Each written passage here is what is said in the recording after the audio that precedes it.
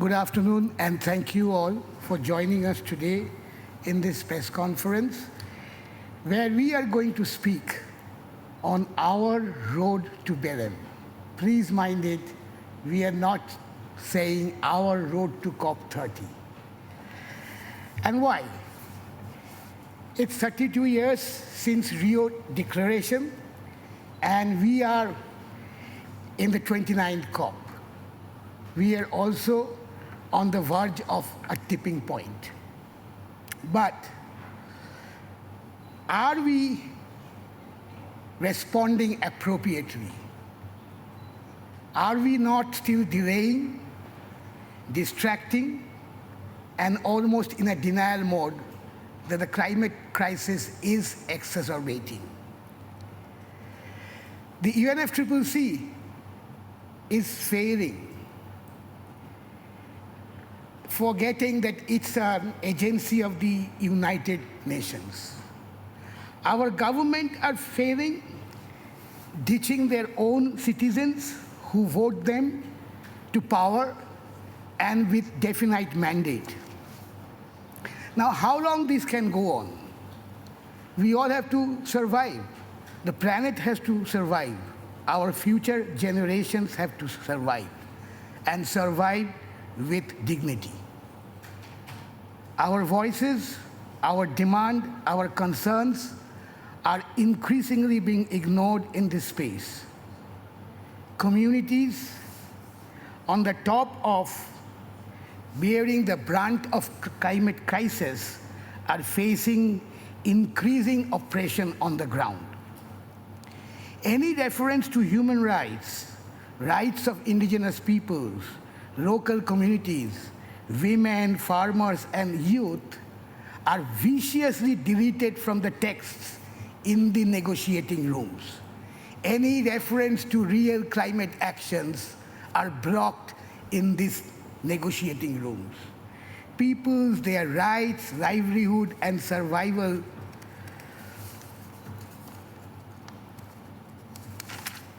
do not matter to them anymore. Now, this cannot go on.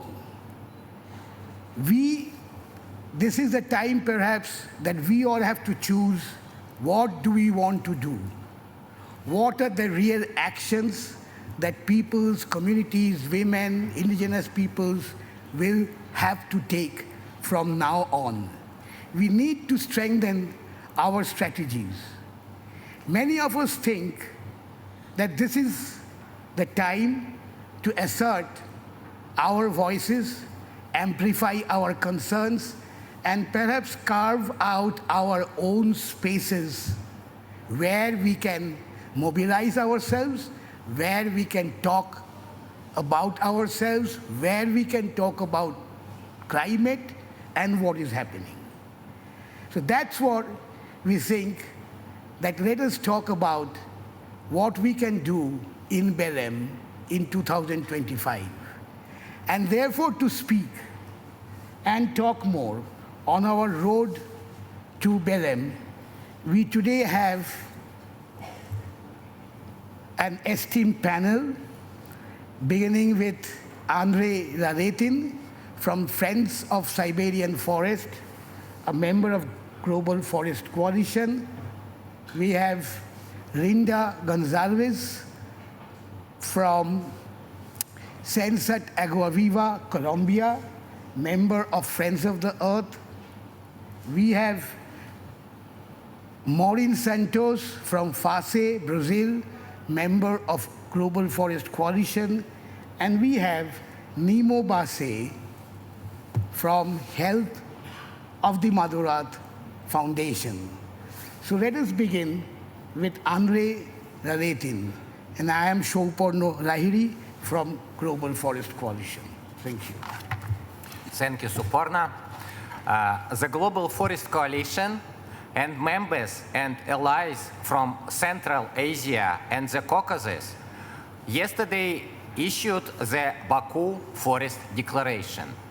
Global Forest Coalition includes 136 members from 78 countries.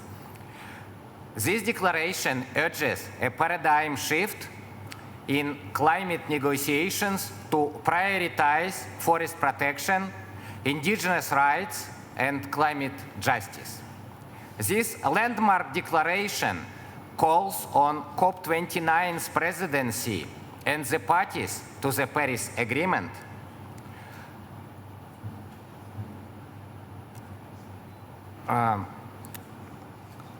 to address the devastating impacts of fires and deforestation, recognize the critical role of natural forests, and move beyond market-driven solutions to achieve sustainable climate action.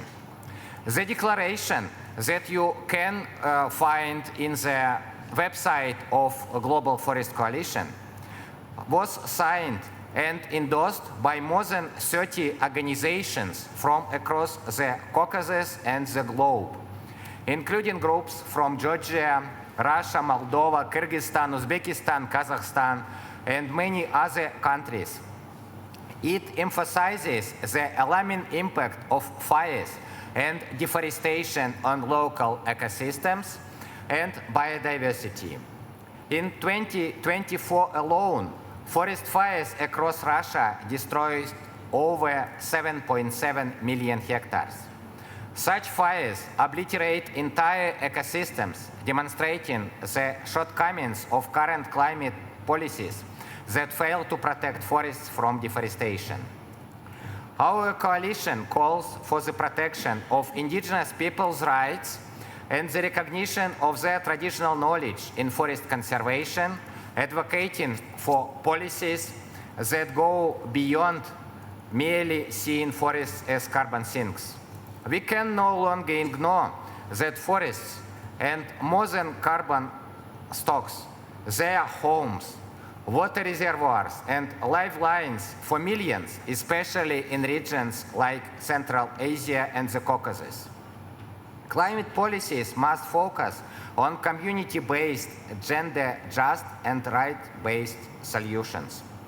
In addition to reinforcing the call for equity and climate justice, the declaration emphasizes specific policy changes, including the cessation of market-based mechanisms like REDD+ and carbon trading. The statement urges increased support for alternatives that alleviate local communities' dependency on biomass, such as renewable energy sources and energy-efficient solutions under fair, just, and equitable transitions. The Baku Forest Declaration sends a strong message to the international community at COP29. Protecting our forests and empowering indigenous communities to participate in climate decision-making are indispensable to achieving climate stability. Among its recommendations, the declaration advocates for urgent regional cooperation to conserve floodplain river gallery forests, some of the world's most vulnerable ecosystems. It also suggests forming continental agreements to conserve forest belts critical for moisture regulation and climate resilience. With this declaration, our coalition calls on negotiators and governments to acknowledge the role of intact ecosystems and promote fair, inclusive, and sustainable climate action. The time to act is now. If we fail to protect our forests, we fail the planet and future generations. The next COP30 will be in Belem, Brazil. It will focus on forest protection. Global Forest Coalition has 30 active members in Latin America. Next year, they will prepare Belem Declaration that will focus on protection of Amazon and other forest types of Latin America. Thank you. Thank you, Andrey. So the Baku Forest Declaration, I repeat, is available on the website of Global Forest Coalition. Next, Linda. Hello, everyone. 1 year ago, when COP28 took place in Dubai, the agenda for the next COP on biodiversity, but climate change too, was announced as a result of advocacy work by Latin American countries, whose governments had been characterized by leading slightly more critical positions in international environment discussion space, such as the COPs, as here. As a result, the two most important COPs in the world were designated to take place in Colombia, that was COP16 on biodiversity in October of this year, and Brazil next year is the host of COP30. Several organizations evaluate the COPs as scenarios very distant from the civil society, where in addition to the lack of condition for participation related to the need to funding to attend, or access restrictions such as limited accreditation, and difficulties to democratize technical language and knowledge. However, we recognize that the COPs motivate the mobilization of peoples and communities around the historical demands for the construction of real solutions based on climate, environmental, and social justice, and not on false solutions that give continuity to the extractive system and exacerbate inequality.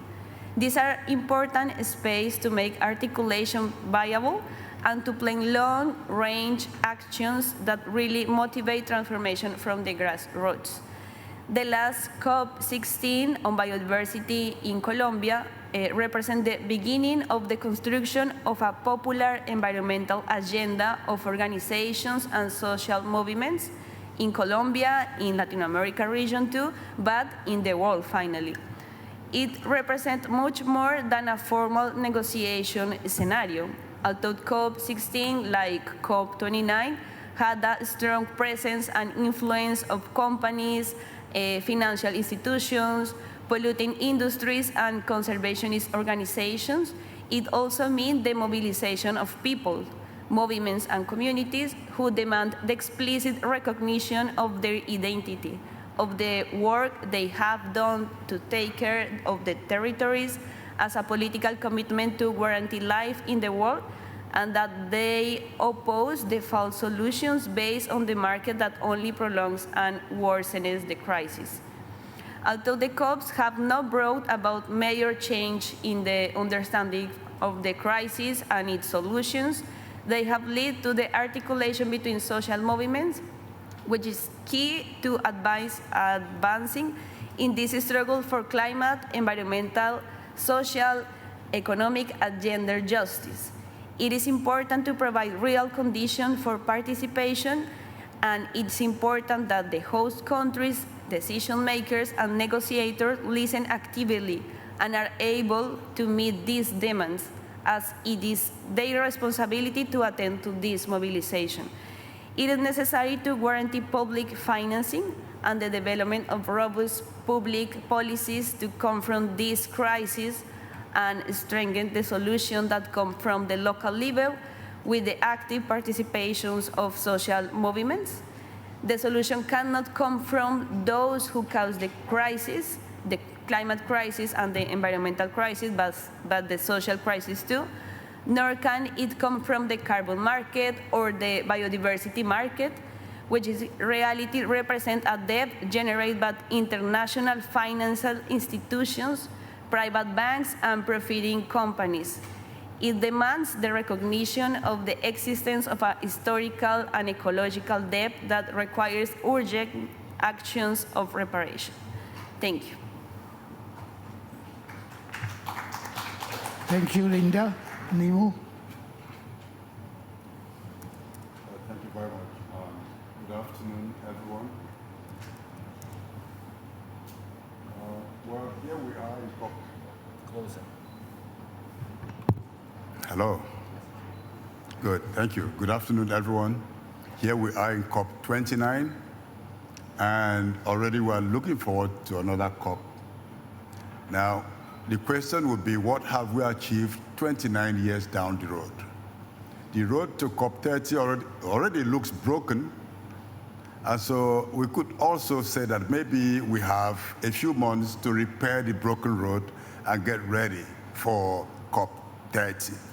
Now, for COP 30 to really make any mark, it has to be a space where the voices of communities are heard, where voices of victims of climate change take the center stage. But we're not seeing the indication that that is happening at this particular COP, because even on the day of global action, the protest was muted. Nobody could say a word, all that without the snap fingers. Now, what will happen at Belem? Would there be space for that? Well, that is a question for all of us to think about. But I believe that we need to mobilize, work from our various grassroots positions, and ensure that the voices of victims of carbon violence across the world is heard at COP30. Carbon violence is being perpetrated at every oil well across the global south especially. It's being perpetrated in carbon credit designated forests, blue carbon, green carbon, whatever kind of carbon. All these are bringing violence to communities who depend on forests. And we can't go to the Amazon and begin to amplify the same problems. And so it's time for us to really build with the ground to ensure that the voices of the victims are heard. The COP has been a very interesting space. Over the years, I've had the unfortunate situation of attending quite a number of COPs, and I see that every year we're going down the wrong direction. Now, since Paris Agreement, we're running on a nationally determined contributions to solve a global problem, and we see that it's not working. The emissions gap report shows that it's not working. The financial gap report shows it's not working. No billion, no million, no trillion is on the plate. And now we have the new collective quantitative goals, spreading the burden to the victims and ensuring that those who ought to do the most do nothing and just get everybody to say, well, I'm not at fault. The fault is because this country, that poor country is not contributing. What is new collective quantitative goal? We know the historical responsibilities, and we're always looking for ways to diffuse responsibility and avoid taking charge and doing what needs to be done. And so what we believe should be done is not to talk about decarbonization, but talk about depetrolization. Let's keep the petrol keep the crude oil in the soil, keep the coal in the hole, and let the tar sands remain in the land and not come out to pollute and create problems. It's time to Yasunize the world. And I believe that Yasuni is not too far from Brazil, even though it's in Ecuador. So we mobilize and join all our communities, stand together. It's time to move forward and not move backwards through the COPs. Thank you, Nnimmo. Yes, it's time to stand together, find alternative space, and talk more of real solutions, real alternatives. So finally, but none the least, Maureen Santos from FASE, Brazil. Maureen? Thank you. Hello, everybody. It's a pleasure to be here and also talk to you about this road to Belem. We're very excited. First of all, after 3 COPs stuck inside this official space, you can occupy the streets again. So this already, it's a very important moment, so we can mobilize as our comrades bring the topics and not only dialogue with this official space and make pressures about the issues like climate finance, but not just only climate finance. What do you want about this climate finance? You want a climate justice finance. You don't want any more debt. You don't want climate debt. So when you talk about climate finance, you need to say which kind of finance you really want. When you talk about climate action, is every climate action is good? When you talk about environmental integrity, when they debate here that's only related to the double accounting, is that or is about environmental integrity? Also, our environmental integrity, it's about our forests, our diversity and our forest protection, our biodiversity and common goods protection. Understand that doesn't have a forest without people. The forest has people inside. It's not only the far biodiversity that you can understand that's other kind of non-human species. So all of this needs to change. You need to reassume our concepts and bring them to face the other very, very isolated, or I can say that, no colorful concepts without political debate. And all this because you really believe that you can do this together. You have to have a strategy for inside, but you have also to do a strategy related to the Brazilian presidency agenda. We have to have our strategy for outside, for the People's Summit, that now we are already starting to preparation, this process that will be launched in Belem, but the idea is to keep after that. Because the People's Summit, it's already a historical process that the movements, the social movements, the grassroots, the territories, the unions, the NGOs, they can come together with a common agenda. We really need to be together. We need to have a space that can consolidate and face the fragmentation that CSOs are facing right now. Around the world, if you look, the extreme right is very unique. They are very organized. They are very, very, very organized. And you can saw that now all over our continent. So we really need to keep back our strength and put together and mobilize so we can do this road to Belem together. And I hope I can see you all in this process, especially, of course, the CLC organizations and the social movements grassroots, because we have to build this and build a process that can go beyond Belem. Belem is not our final goal. Belem is a part of the process of building movement and can do a transformation related to this world and against this climate crisis and the civilization crisis they are facing right now. So hope you can see you in the climate summit and in Belem. Thank you. Maureen, anything more that you can add on the climate summit, Maureen? Anything that you want to add on the summit itself? People's Summit itself. Yeah, a bit of it. We have some time. Yeah. Okay. So the People's Summit process, we start already 1 year and some months in Brazil. And since the Climate Summit in New York, we start to internationalize. Right now, we launched our website tomorrow to how so people can access the information. And we start to launch in the working groups already. Last week here, we had a meeting that to talk about that. There is in the internet a form that the organizations can fulfill and be entering these working groups. After this press conference, we can talk about that if there is some organization that's not already in the main list. And the idea is to create a common agenda for next year so we can stay accumulating in this process, not only in the Latin American, in Pan-Amazonia, but all over the world. Because everybody really needs to look that not every organization can be in Belem or all, but you really need to think about how can you mobilize globally at the same time, and think about a chain of our proposals that can be occupying all these spaces that we need to make the change. Thank you, Maureen. So if you need much more information on this People's Summit that is going to be held in Belem, Maureen is there after the press conference. Do meet her.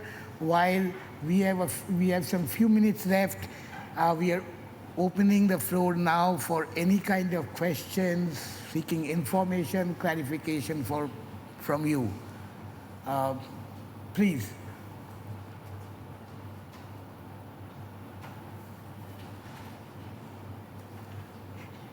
Any questions? Yeah.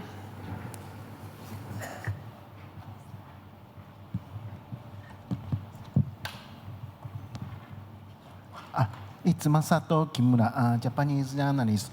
If possible, could I ask about the Paris Agreement Article 6.4? What kind of impact on the forest do you expect? Yeah.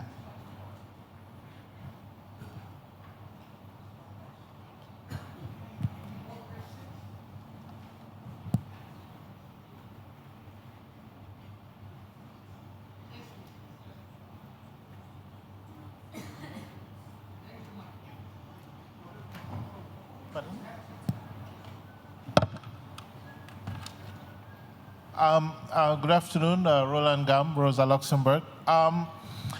Two questions. I attended the EU press conference earlier, and it is very clear from their statements that very little is going to come of it, and so the NCQG that we're talking about, so more or less COP29 is a failure.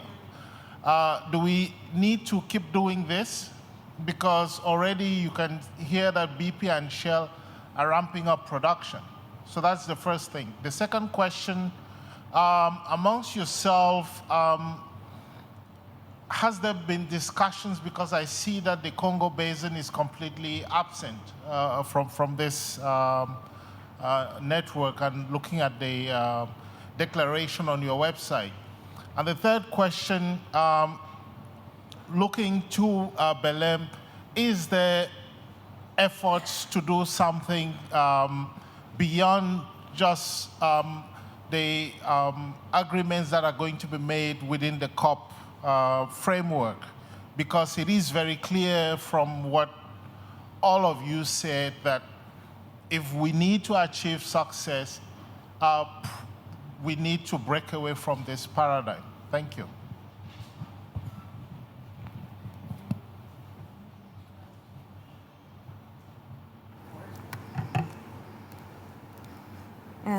About your question of 6.4, what kinds of impacts on forests?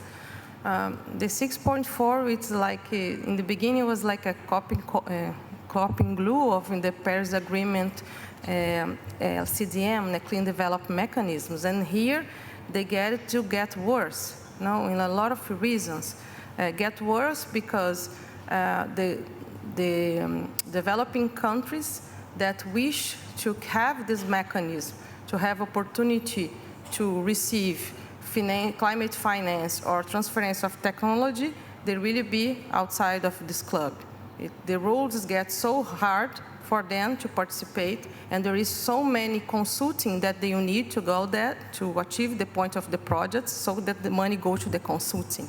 At the same time, the 6.4, they keep officialize the voluntary carbon markets. And this is really bad because they keep inputting a process that is not really good regulated, and they create an official regulation inside the UNFCCC, and this is pushing this marketing to the territories where there is this forest.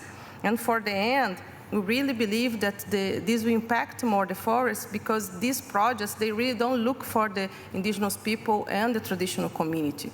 They look at these communities as a service, as individuals that can offer a kind of services. So this idea of the selling carbon inside that can be used to flexibilize the implementation of the NDCs for other countries, especially the North countries, that they should cut their emissions, this creates a lot of kind of not only distractions, but oppressions that's only creating more impact in the territories of the global South.